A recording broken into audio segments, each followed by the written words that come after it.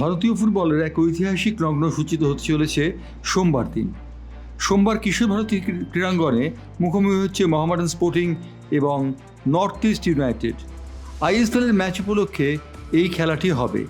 উল্লেখযোগ্য যে আইএসএলে মোহামেডান স্পোর্টিং এই প্রথম পদার্পণ করল। মোহামেডান স্পোর্টিং 5 বারের লিগ চ্যাম্পিয়ন হয়ে যে ইতিহাস তৈরি করেছিল তার ট্র্যাডিশন এবং পরম্পরা ধরে রাখতে আগ্রহী। মোহামেডানের অধিনায়ক সামাদ আলী মল্লিক তিনি পরিষ্কার বলেন যে মোহামেডান জেতার জন্যই মাঠে নামে।